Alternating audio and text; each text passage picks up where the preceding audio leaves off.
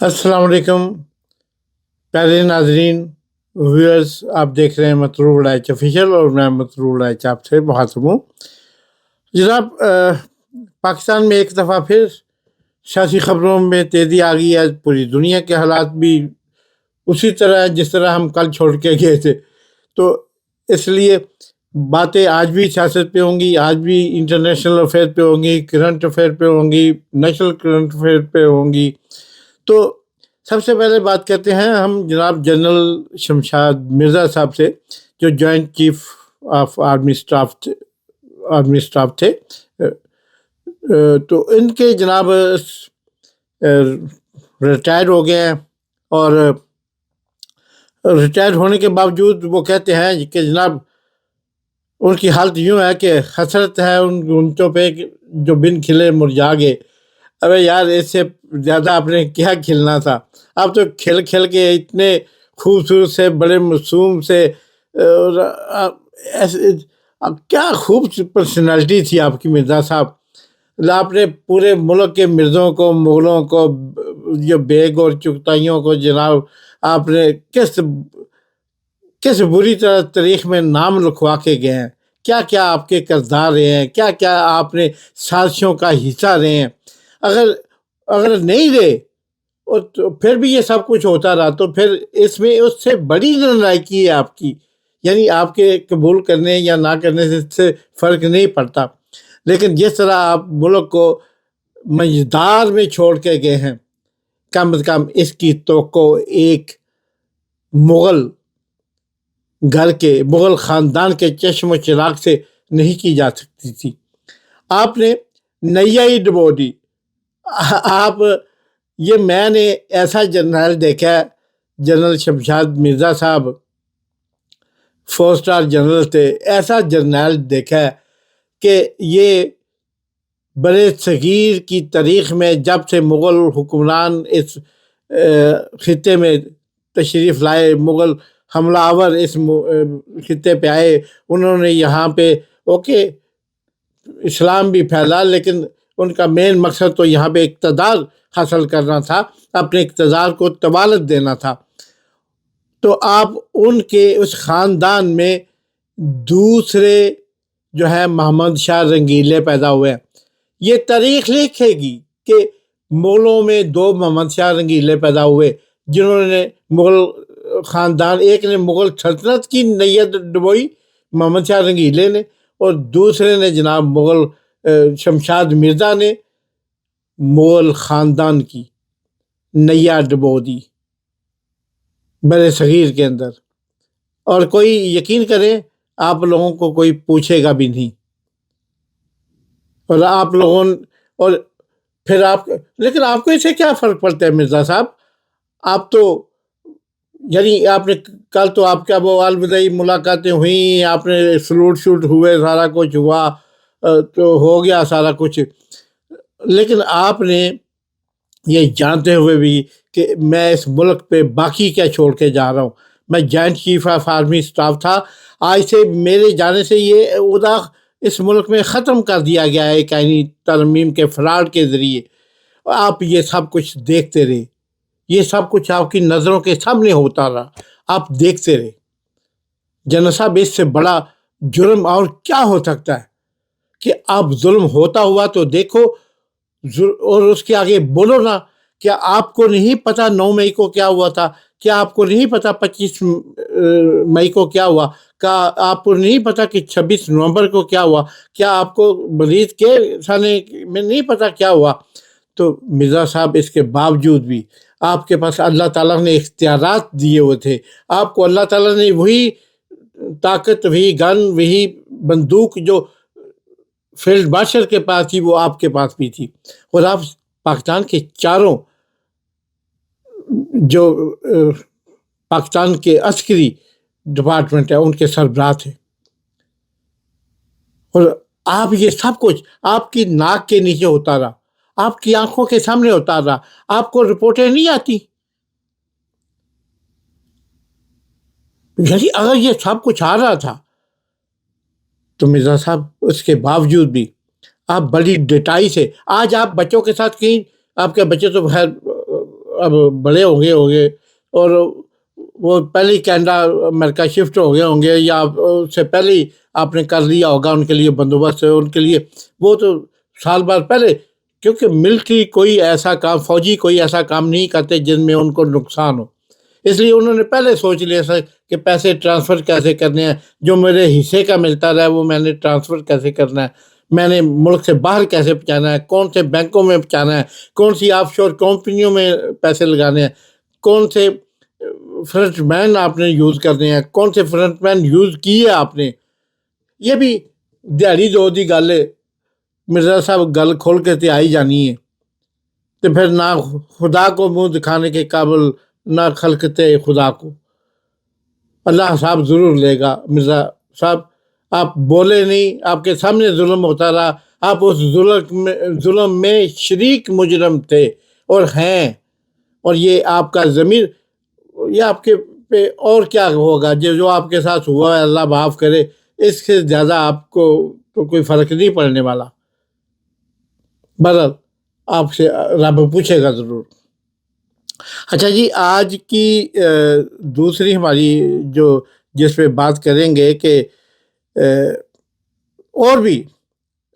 اس مرزا صاحب کے بعد بھی اور بھی بے شمار ججز ہیں جو ابھی ریسنٹلی استعفے دے کے کر گئے، یا جن کو زبردستی بھجوایا گیا، یا کسی کی بیٹی کو ہوا کر لیا، کسی کے بیٹے کو ہوا کر کے مارا گیا، تو وہ آ کے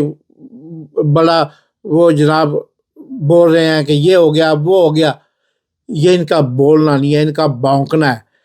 اس لیے کہ یہ ڈرتے ہیں اس پاکستان کے 29 کروڑ عوام سے کہ ان کے درمیان ہمیں شادی بیاہ کے لیے، منگنی اور کسی رسومات کے لیے ہمیں پاکستان تو آنا ہی پڑے گا، ہمیں پاکستان تو رہنا ہی پڑے گا، پھر جائیداد کا ایک بڑا حصہ یہاں پہ جو پراپرٹیز کی صورت میں موجود ہے اس کی دیکھ بھال کے لیے ہمیں یہاں تو آنا ہی پڑے گا۔ تو وہ لوگ، میں صرف اتنا کہنا چاہوں گا کہ اب آپ جمہوریت کے علمبردار بھی بنیں گے، آپ جمہوریت کے مامے چاچے اور کزن بننے کی بھی کوشش کریں گے، آپ یہ بھی کہیں گے کہ ہم تو اس وقت بھی کہتے تھے، اور ہم تو، اب یاد رکھنا اب آپ یہ کہہ نہیں سکو گے، کیونکہ now we are living in 2025 بلکہ 26 چلنے والا ہے۔ آپ اس دور میں جہاں کا بچہ جو ہے وہ بچہ نہیں ہے، وہ بنٹے اور اخروٹ کھیلنے والا، وہ لوڈو کھیلنے والا، یا اب وہ گجی چالک کھیلنے والا وہ انسان نہیں رہا۔ آج کا بچہ کمپیوٹر پہ کام کرتا ہے، آج کے بچے کے ہاتھ میں اسمارٹ فون ہے، آج کا بچہ جو ہے وہ ڈیجیٹل ایجوکیشن حاصل کرتا ہے اور پورے ڈیجیٹل نظام کو سمجھتا ہوتا ہے، آپ اور مجھ سے زیادہ۔ وہ یہ نہیں مانے گا، اور تاریخ یہ نہیں مانے گی کہ آپ جمہوریت کے لیے اب آپ کو جو الٹیاں آ رہی ہیں اور جس کے لیے آپ مرے جا رہے ہو، آپ نے اس جمہوریت کے لیے واقعی کچھ خدمات بھی سارے انجام دی۔ آپ نے آخر وقت تک پیسہ بنانے کی کوشش کی، آپ نے آخر وقت تک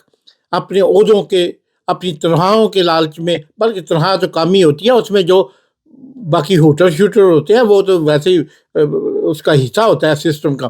لیکن آپ نے جو اربوں روپیہ یہاں سے سمیٹا ہے اپنی جاب پہ بیٹھ کے، اپنے عہدوں پہ بیٹھ کے، اپنی کرسیوں پہ بیٹھ کے، ان سب کا اب آپ باہر انجوائے کریں گے کہ کوئی اسپین چلا جائے گا، کوئی پورٹگل چلا جائے گا، کوئی کیلیفورنیا چلا جائے گا، کوئی کریبی میں چلا جائے گا، کوئی ہوائی چلا جائے گا، کوئی ہنڈورس چلا جائے گا، کوئی مطلب پناما تو ویسے ہی آف شور کمپنیاں آپ کی سب کی ادھر ہیں، تو اب آپ ادھر رہیں گے، کینیڈا شانڈا سارے، اور یہاں پہ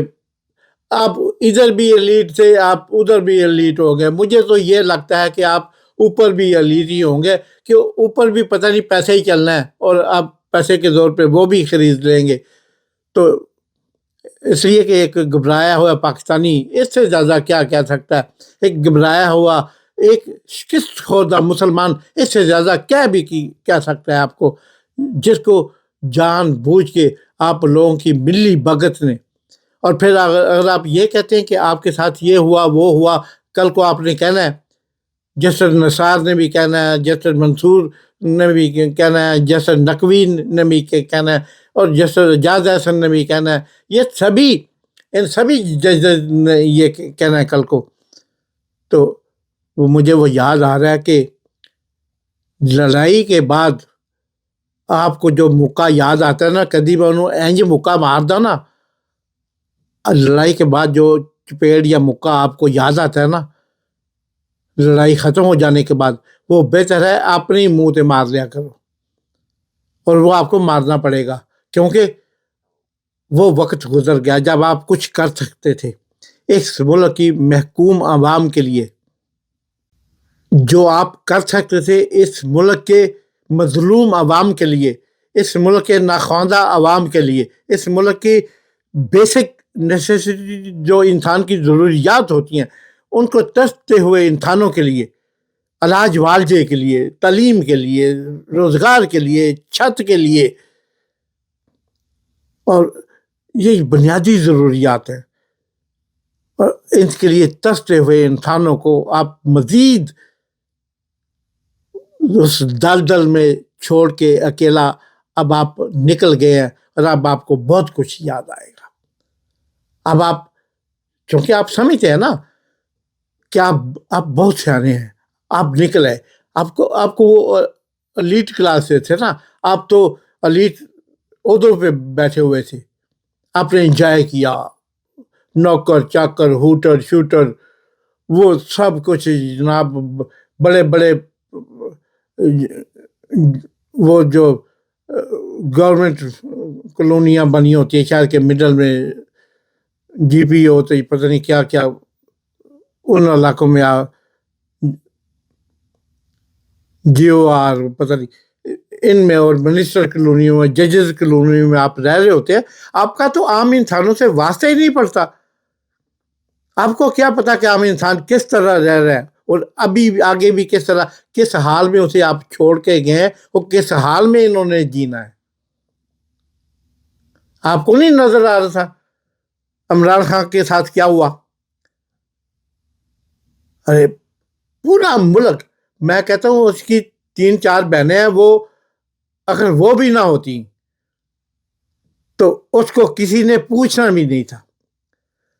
اس کے اپنے بنائے ہوئے، اس کے اپنے پیدا کیے ہوئے وہ لوگ جو بڑے بڑے چودھری، بڑے بڑے منسٹر، بڑے بڑے فیڈرل منسٹر، بڑے بڑے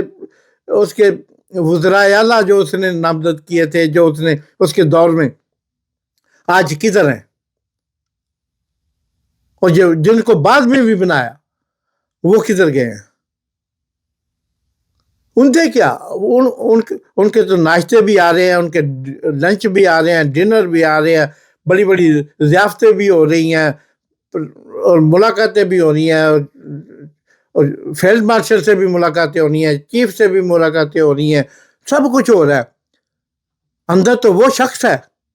لیکن وہ شخص اپنے ان حالات کا ذمہ دار خود نہیں ہے، ہم نے اسے جان بوجھ کے اس کو اندر رکھنا ہماری فیور میں ہے. میں ہم سے مراد ان لوگوں کی فیور میں جنہوں نے مفادات حاصل کی ہیں. ہم نے تو مفادات پیپل پارٹی میں رہتے ہوئے، سی کا فیڈرل کونسل کا ممبر ہونے کے باوجود بھی ہم اقتدار میں تھے، تو پارٹی اقتدار ہم نے تب چھوڑا پارٹی کو جب پارٹی اقتدار میں تھی، آخر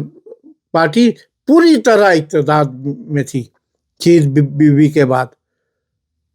تب خاموشی اختیار کی ہم نے. اس وقت میں تو لوگ باہر سے بھاگ کے اندر آ رہے ہوتے ہیں، اور ہم باہر جانے والوں کے لائن میں تھے، اور دیکھا تو پیچھے کوئی اور نہیں کھڑا تھا. وہ جنہوں نے بڑے بڑے دعوے کیے تھے انہوں نے بھی اپنی اپنی پوزیشن سنبھال لی ہوئی تھی. تو ان لوگوں نے عمران خان صاحب کو جس طرح اس منجدار میں چھوڑا، وہ خدا ان سے پوچھے گا ضرور، کیونکہ اس کی نیت صاف تھی اس شخص کی. اور ہم ہیں، 2 ہیں، 4 ہیں، 6 ہیں، 10 ہیں، یا میں خود ہی ہوں، ہماری پارٹی اس کے ساتھ ہے. پنجاب نیشنل پارٹی ہر گزرتے لمحے کے ساتھ عمران خان کے فلسفے کو کم از کم اس حد تک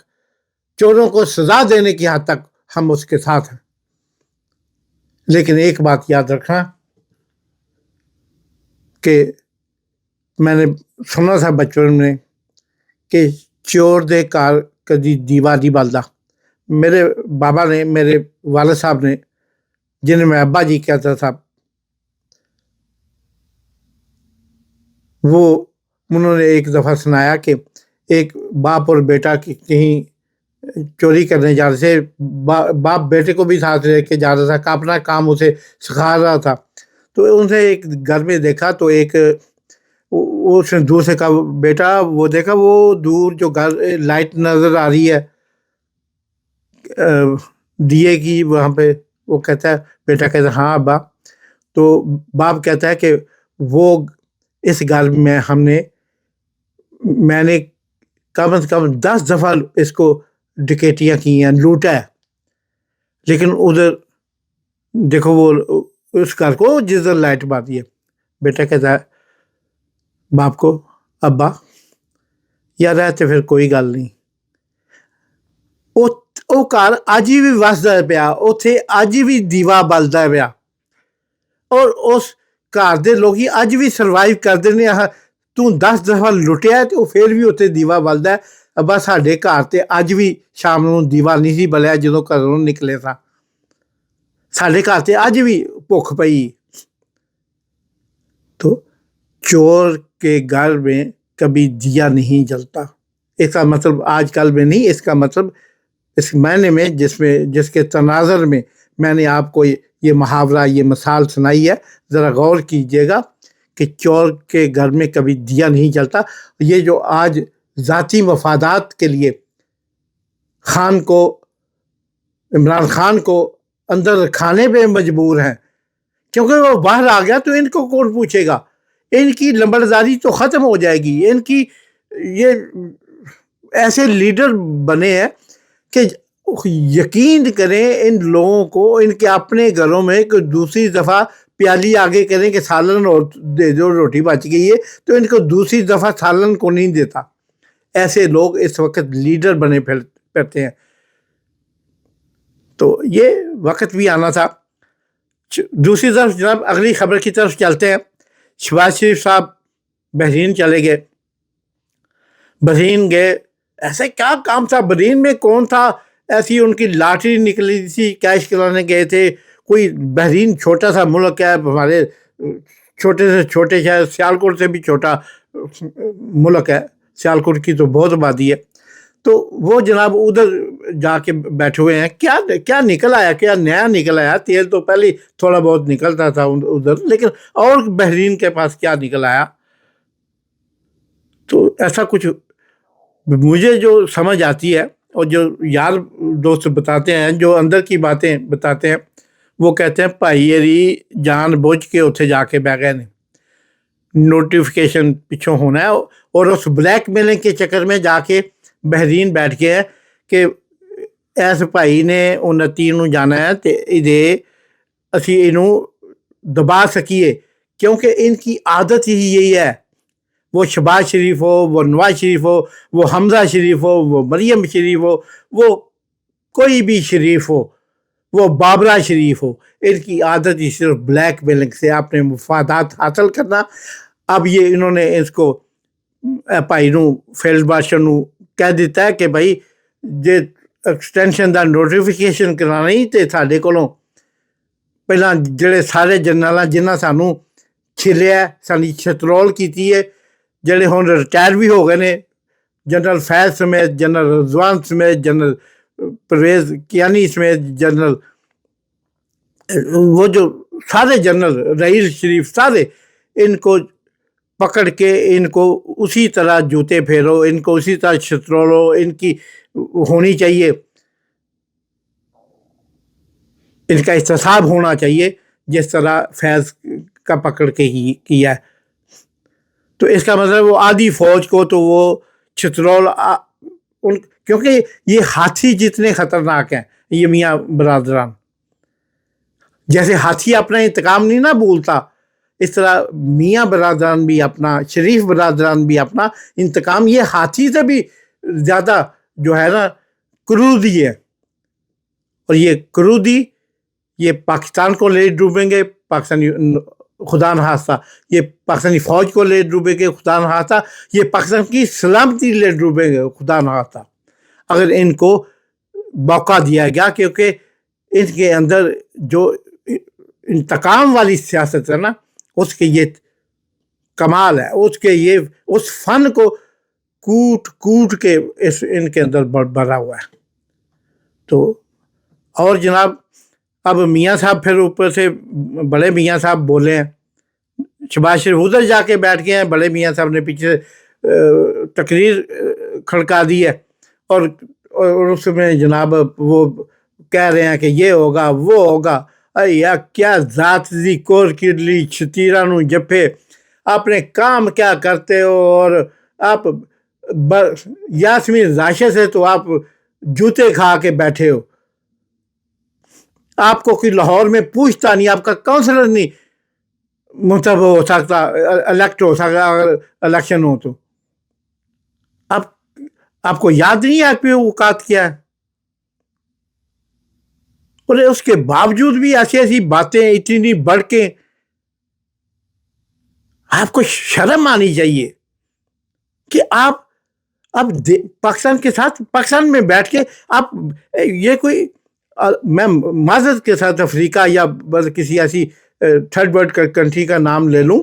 تو نہیں، مجھے ان کی بھی عزت مقصود ہے، لیکن آپ تو ہمیں وہ سمجھ رہے ہیں کسی پسماندہ ملک کے، ہم ادھر لوگ بیٹھے ہیں جو بالکل سمجھتے ہی نہیں ہیں، ہم بالکل عاری ہیں، ہمارے پاس عقل نہیں ہے، بھوسا بھرا ہوا ہے اندر۔ براہ کرم اپنے معاملات پہ غور کیجیے، پاکستانی عوام ہر چیز سمجھتی ہیں، وقت آنے پہ آپ کو جواب بھی دیا جائے گا۔ ابھی اللہ نے رسی تھوڑی سی دراز کی ہوئی تھی نا، اب جیسے ہی اللہ رسی کھینچے گا تو پھر آپ کو آپ کی اوقات یاد آ جائے گی۔ آپ دیکھتے رہیے مسرور ایچ آفیشیل، یہ نئی نئی باتیں، نئی نئی خبریں، تجزیے آپ تک پہنچتے رہیں، اور یہ آپ اس کو فارورڈ بھی کریں تاکہ اس کار خیر میں دوسروں کو بھی شامل کریں۔ پاکستان پائندہ باد۔